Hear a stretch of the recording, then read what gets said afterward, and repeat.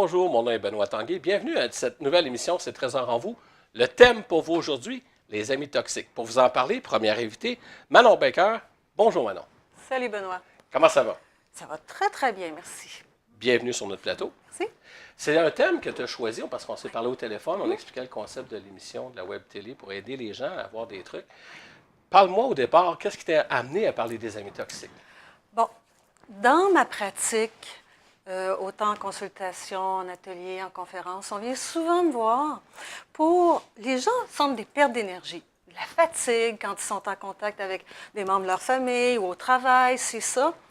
Et une des raisons principales, je te dirais, c'est souvent que c'est associé au fameux vampire d'énergie, amis toxiques, famille toxique. Mais il y a des différences quand même. Oui, absolument. OK. Et des degrés aussi. Des degrés. L'ami toxique, c'est quoi? Consciemment ou souvent, c'est plus inconscient que d'autres choses. Okay. C'est quand on est en contact avec une personne, par téléphone ou Skype ou en personne, et avant qu'on jase, bon, on se sentait relativement bien.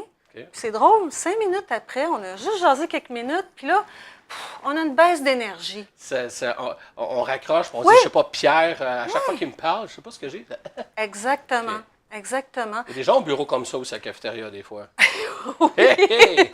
C'est sûr, ça. Oui. Je te dirais qu'on en a tous dans notre entourage. Yeah. Quand on s'y arrête, on se rend compte que souvent des membres de notre famille, bien involontairement, inconsciemment, famille proche, en sont aussi. Puis parfois même, nous autres, on peut l'être également. Ben oui.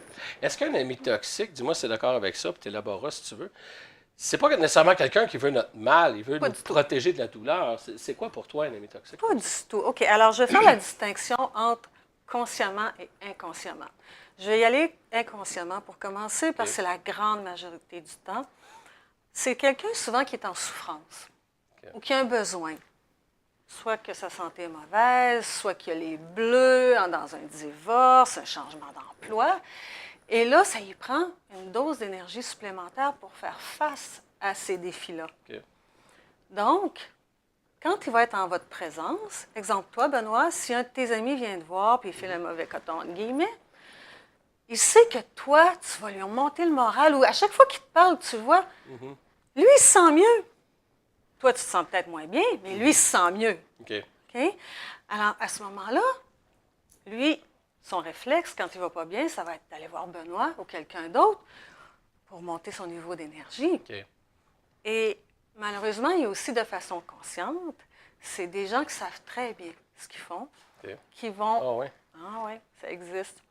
Et qui vont aller vers toi parce qu'ils sentent ton niveau d'énergie d'une façon ou d'une autre.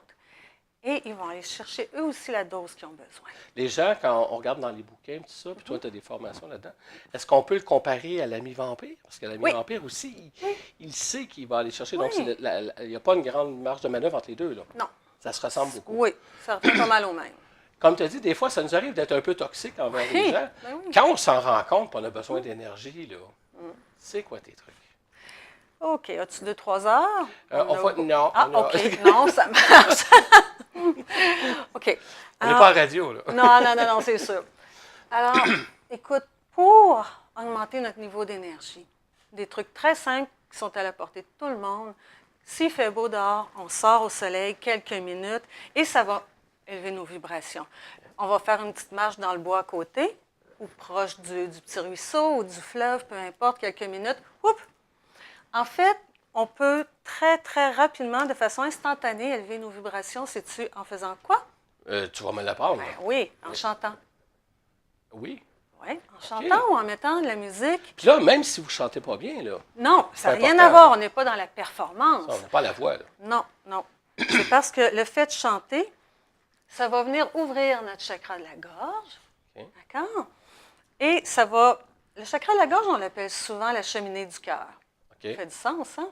Oui. Alors, à partir de notre cœur, comme ça, si on ouvre le chakra de la gorge en chantant, on va être plus ouvert à capter l'énergie et on va vraiment élever nos vibrations instantanément. Même chose si on sait jouer de la musique, un instrument.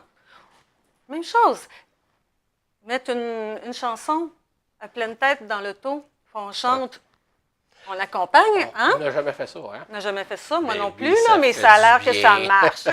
Donc, c'est pour ça que je me sens bien quand, Oui. je ne veux pas nommer d'artiste parce que j'aime pas mal le rock, là, le blues, mais quand je roule en voiture puis je décide de lever le son, donc tu me dis, mon énergie, elle monte. Oui, presque instantanément. Ça, c'est les façons les plus rapides d'élever ton énergie, tes vibrations. Quelqu'un pourrait dire, oui, mais tu n'es pas dans la fuite à ce moment-là. C'est quoi la différence entre la Dans la fuite, fuite? dans la fuite de je file pas bien, fait que je vais faire de quoi pour me changer les idées? Non, c'est ça, pas là, se changer tu comprends, les là, idées. Oui, c'est oui, pas la oui. même idée. On là. ne va pas se changer C'est pour ça que les je te pose la idées. question. Là. Je vais élargir un petit peu. En fait, toute activité artistique OK. va élever nos vibrations. OK. Si on se met à dessiner, puis qu'on rentre dans notre bulle, on rentre dans un état méditatif, en fait, on élève nos vibrations. Fait qu'on peut faire ça au lieu d'être toxique pour quelqu'un, ou on a eu quelqu'un de toxique près de nous, puis qu'on vient, on parlait tantôt, on raccroche au téléphone, on peut se ramener parce qu'il faut monter nos batteries. Là. Oui, absolument. Et après une rencontre toxique, une bonne chose aussi, c'est de prendre une douche. On va carrément envoyer vers le... Oui, une douche. Une vraie douche ou symbolique, une ça. douche? Non. Une vraie douche Ouais. ou une douche... On va commencer avec la vraie douche. OK. OK. Alors, simplement, quand on va sous la douche, on imagine que toute cette énergie-là qu'on a emmagasinée, qui n'est pas la nôtre, qui ne nous appartient pas, va couler vers le fond du bain, le fond de la douche. Tout simplement, on va faire descendre cette énergie-là. Alors, l'eau va amener ça jusque dans le fond du bain. Après, là, quand vous allez sortir, vous allez voir la différence. OK. Et si on n'a pas accès à une douche tout de suite, on va imaginer la douche. On va s'isoler une petite minute ou deux. On imagine qu'il y a une douche de lumière, blanche ou dorée, qui va couler au-dessus de nous et qui va venir nettoyer tout ça. Même principe que la douche. Parce que ça peut être un outil intéressant. On parlait tantôt des gens au bureau. Oui. On ne peut pas se mettre à sortir un papier, puis Non. se mettre à dessiner ou se mettre à chanter dans la cafétéria parce qu'on n'a pas d'énergie. Non. Mais on peut se recueillir dans une Même, petite salle de conférence. Ah, même. ben oui, même si on est devant notre ordinateur et qu'on a la chance que quelqu'un nous parle pas pendant une minute ou deux, ça ne paraît même pas. On ferme les yeux. Si on n'est pas obligé de fermer les yeux, ceux qui ont besoin un petit peu pour visualiser, mieux. Mais sinon, on reste les yeux ouverts, puis ouf, on imagine la douche, on envoie ça vers la terre-mère, et voilà. Puis nos amis toxiques, qu'est-ce qu'on peut faire pour prévenir ça? Parce qu'on le sait qu'on a fait un personnage tantôt au début, Pierre. Là. Pierre, il me fait toujours mon énergie. Comment je peux faire pour me protéger? Est-ce qu'il y a des trucs, des techniques? À part depuis parler, mais des fois, on ne veut pas. Là. Non, c'est ça. Mais ce Si serait quoi? tu sais que tu vas avoir un contact avec Pierre, tu te protèges. OK. Alors, on se met une bulle de protection autour de nous. Ça, c'est la base de la base, mais OK. ça fonctionne. Alors, on va s'imaginer au centre, je dis bien au centre, d'une boule de lumière, d'un cercle de lumière blanc, un blanc très, très, très éclatant. Il faut que ça passe en dessous de nos pieds. On n'oublie pas, bien au centre. Et par-dessus, ce qu'on peut faire, c'est imaginer, tu sais, Benoît, les fameuses boules disco dans notre temps, là. Oui, Ben, dans dans mon le mien, temps. dans le mien. plus Non, que c'est correct. le tien, On peut-être. devrait- C'est parce que j'étais étonné que tu disais ton temps à toi. Ah non, c'était un montant, moi. OK, alors la belle boule disco, tu vas l'imaginer par-dessus ta boule de lumière blanche. OK. Naturellement, un miroir qui réfléchit vers l'extérieur. Pourquoi? C'est que tout ce que les gens vont envoyer vers toi comme énergie, comme là, on jase, OK? Imagine que tu as tes boules de protection, ta bulle blanche et ton miroir. On se parle, je pense à toi, puis moi, je suis bien maintenant, OK? Donc, je t'envoie des belles vibrations. Ça va passer quand même à travers ta protection. Et en plus, ça va me revenir, parce qu'oublie pas, tu as un miroir autour de toi. OK. Donc, la même chose, si Pierre vient jaser, si Pierre prend ma place, qu'il s'assoit, puis son but, inconscient ou consciemment, c'est d'attirer ton énergie. Là, ça demande avoir plus de difficultés à se rendre à toi. Et ça va lui revenir. Manon, merci de ton passage Ça dans nos me fait studios. plaisir. Les gens intéressés à te communiquer avec toi, site web, email, vas-y, Oui. courriel, excusez, on y va. Ou juste site web. Oui, mon site, c'est www.manonbaker.com. J'ai aussi page Facebook Manon Baker, enseignante spirituelle, où on peut toujours me rejoindre. Et mon Facebook Manon Baker, c'est facile de me trouver, il n'y en a pas beaucoup. Il n'y en a pas beaucoup. Non. Si vous voyez des photos en Utah ou dans les Grand Canyon, vous avez la bonne. C'est ça. Merci de ton passage Merci, dans nos Benoît. studios. Quant à vous, je vous donne rendez-vous avec un autre invité dans quelques minutes.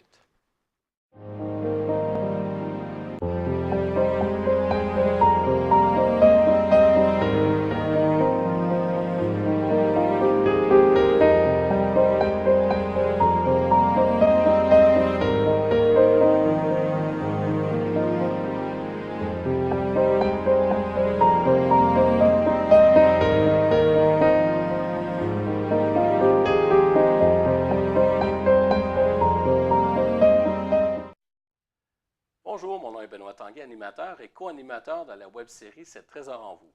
Bonjour, mon nom est Kevin Chabot, coproducteur et fondateur de l'entreprise Ghost Production. Nous vous invitons à visiter nos émissions sur le site web Solutions Coaching Télévision. De même, nous avons aussi notre page Facebook. Vous allez pouvoir nous rejoindre à travers Ghost Production et nous avons chacun notre site web, effectivement. Donc, si vous aimeriez avoir de la visibilité et vous positionner en tant qu'expert, nous vous invitons à communiquer avec nous pour participer à cette belle web télé. Effectivement, Benoît. Alors, directement sur notre site web, vous aurez accès aux différents services que nous offrons. Alors, advenant que vous avez des besoins audiovisuels pour vos ateliers, conférences ou autres types d'activités, n'hésitez surtout pas à communiquer avec nous. Sur ce, on vous souhaite bonne journée et au plaisir de vous servir. Merci beaucoup. Merci, Benoît. Merci, Kevin. Au revoir.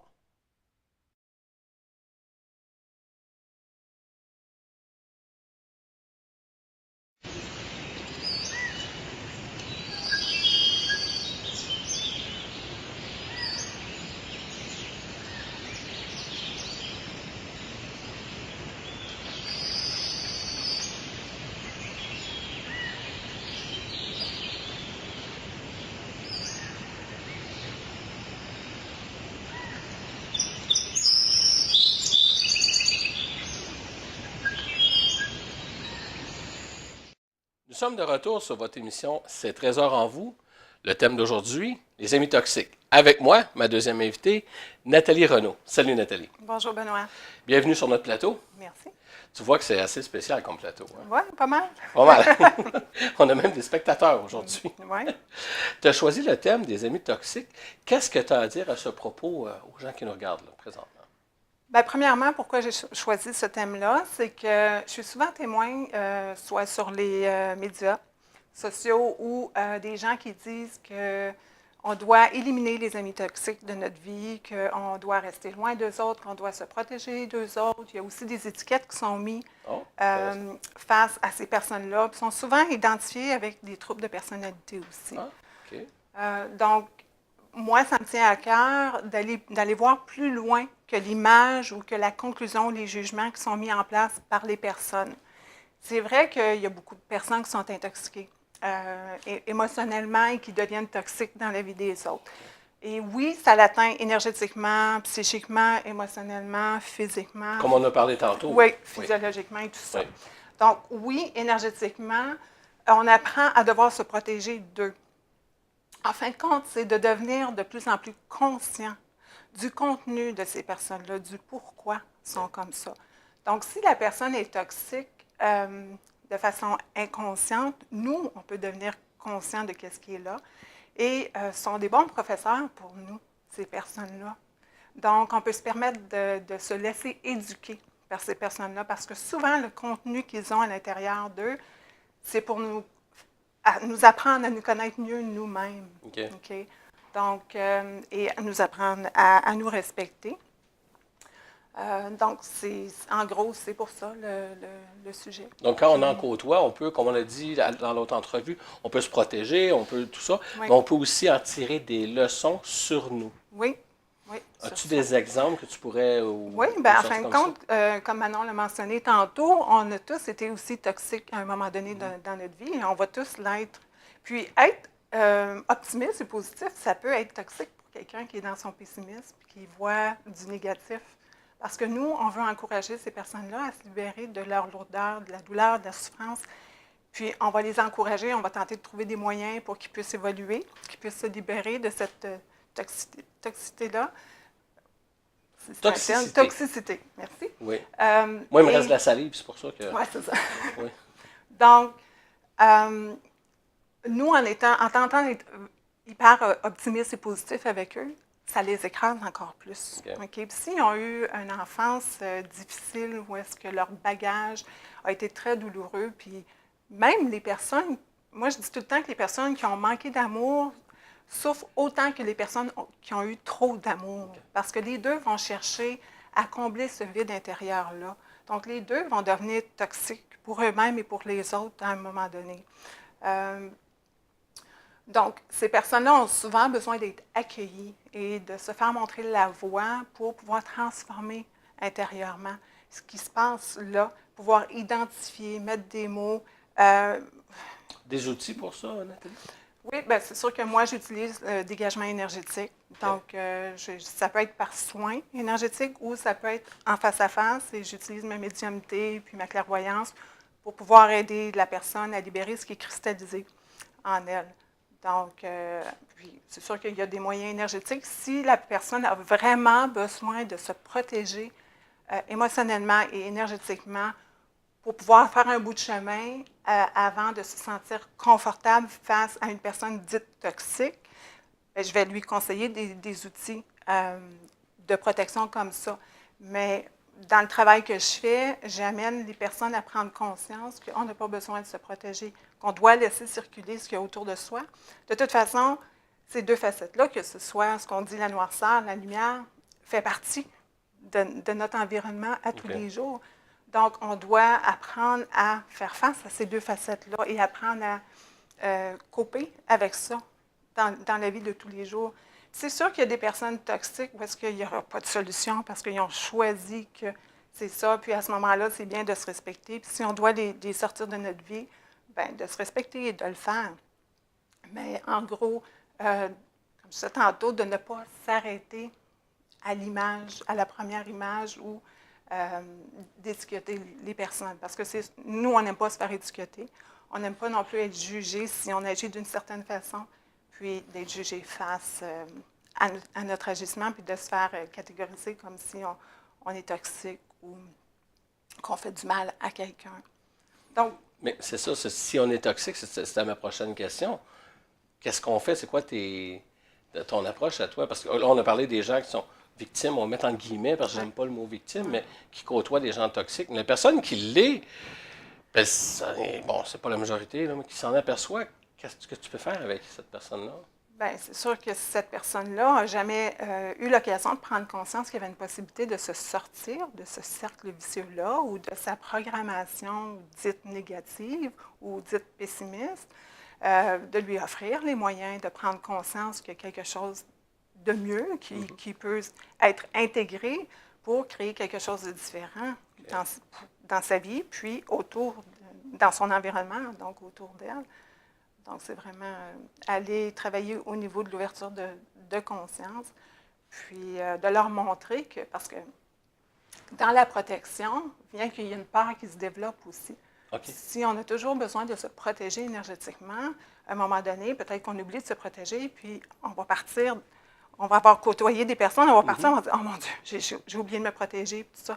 Mais si tu es toi, tu es conscient que cette personne-là peut être toxique pour toi, puis en étant conscient, tu n'embarques pas dans ses chaussures, tu ne laisses pas la personne embarquer dans tes souliers, bien, déjà là, tu ne peux pas être affecté par la personne qui est toxique autour de toi. Ouais. Est-ce que tu as déjà eu des cas où les gens t'ont raconté que non seulement il y avait 3-4 toxiques en même temps, là, ça arrive ça aussi, là.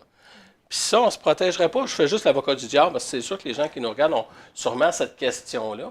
Mais ça arrive des fois là, qu'autour d'une table, on peut en avoir qui sont pas mal toxiques. Tu sais. Bien, moi, je fonctionne avec le détachement.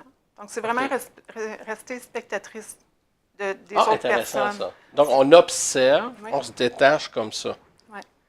Donc, puis peu importe le dialogue, bien, il faut vivre un détachement face au dialogue. Si j'entre dans la douleur, la souffrance ou dans la négativité de la personne, puis que je le laisse m'atteindre ou que je la laisse m'atteindre ou que je laisse toutes ces personnes-là m'atteindre, oui, c'est sûr que je vais ressortir, puis moi aussi, là, je vais glisser.